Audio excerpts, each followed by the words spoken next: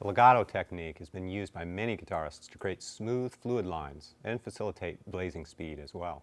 Hi, I'm Troy Stetina, and in this lesson we're going to look closely at the legato technique and how it's used by masters such as Joe Satriani, Steve Vai, and Alan Holdsworth. As guitarists, we achieve a legato sound with mainly three techniques. There's the hammer-on, the pull-off,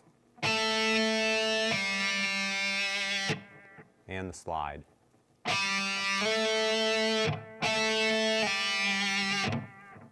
It's interesting how many guitarists don't feel the need to practice legato playing after they get the basic moves down. They figure, if I can pick every note of a lick, then surely I can play it with hammers and pulls. But this is definitely not the case. Sure, we all know lots of typical cliched licks that use some hammers and pulls, like these, or this. But not nearly as many players have a real command over the legato technique, and that's the goal of this lesson. We're going to start off with a few exercises that'll let you know right away where you stand. The first one is based off the old familiar 1, 2, 3, 4 exercise that lots of players have used. But this time, we're going to have a few twists. You're starting on a different finger each time, and you're only picking once for each string. Here's how it looks.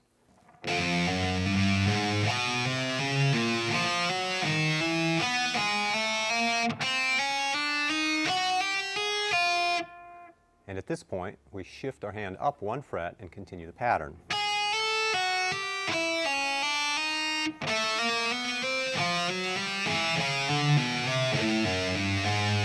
And that's once through the entire cycle. Then you shift up a fret and continue on until you reach the 12th fret.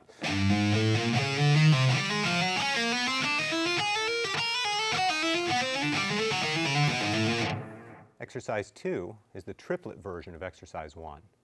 But instead of using your strongest fingers, 1, 2, and 3, here we're going to use 2, 3, and 4, like this.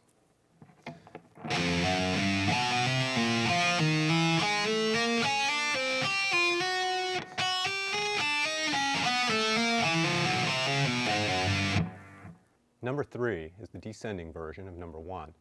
This one will really separate the men from the mice. It goes like this.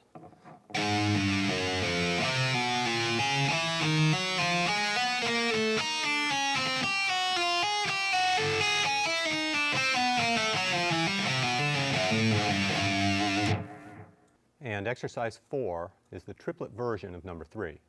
Remember to use fingers 2, 3, and 4.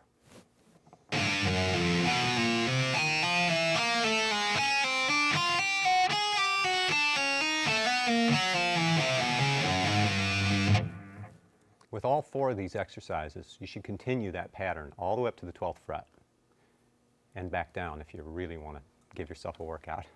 Practice these every day if possible, and always use a metronome. Remember, these exercises are a serious workout, so take breaks when you need them, because your left hand is going to get pretty sore. A very common application of the legato technique is to play scalar runs using 3 notes per string. This is a good way to get all 4 fingers involved in the legato process. Let's start with an ascending G major scale in triplets. Pick only once for each new string.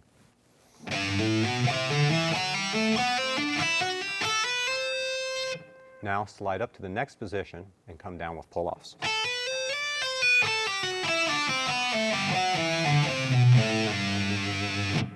Strive for a smooth sound and a consistent volume throughout.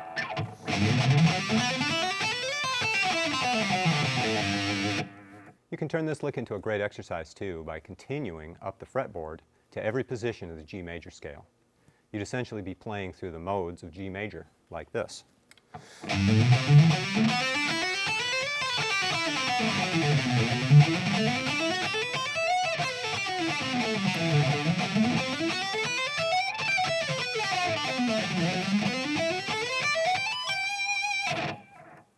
One rut that players tend to get into with legato playing is letting the fingers dictate the rhythms. In other words, if they're playing 3 notes per string, they always play triplets. If 2 notes per string, they may play 8th or 16th notes, etc. It's important to be able to place the accent anywhere in the legato phrase. This will free you up to use any rhythm you want. So let's start by playing the G major scale we just played, but we'll play it this time in 16th notes instead of triplets. Sounds like this.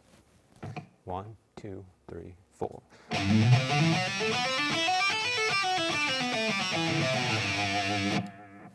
It's a little harder than it seems, especially at faster tempos, but it's an essential skill to develop.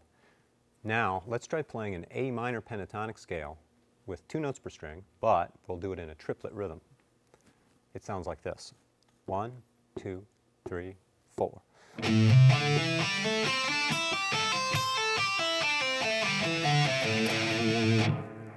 Remember that this line should feel like triplets, with the pulse appearing on each downbeat.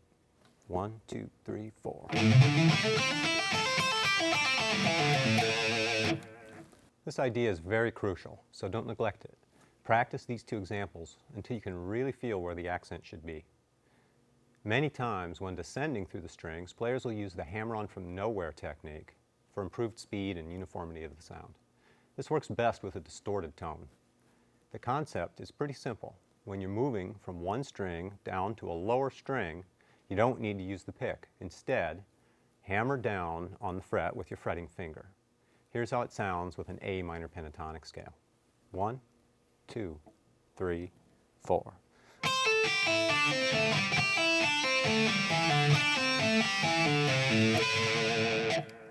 Some players will also use this technique when ascending, but it's more difficult because you have to time the hammer-on with the release of another finger.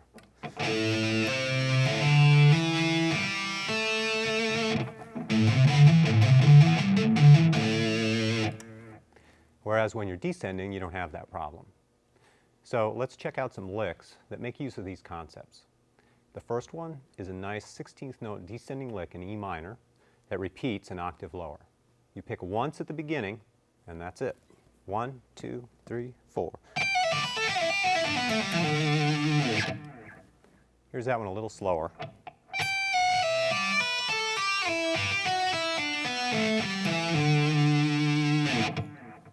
This next one in A minor uses many different rhythms.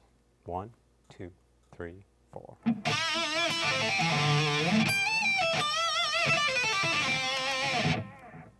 And here's that one, slowed down a bit.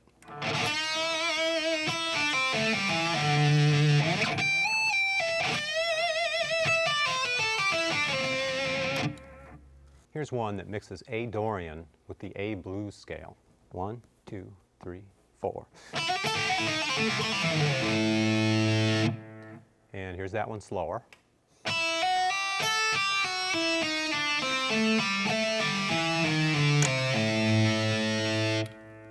And here's one in D minor that uses several slides to change positions. 1, 2, 3, 4. And here it is slow.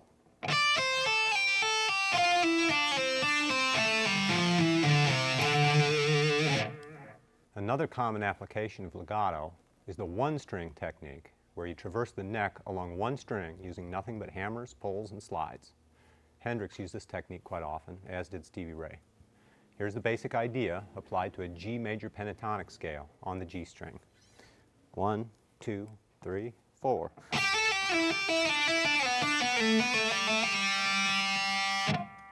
Players like to use this technique with sort of a rhapsodic rhythm, which can create a slithery, kind of sinuous effect.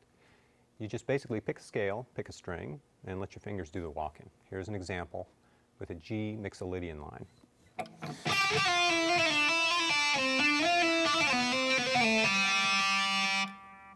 Well, that wraps it up for this lesson. I hope you've learned a new appreciation for the legato technique and have fun putting it to use.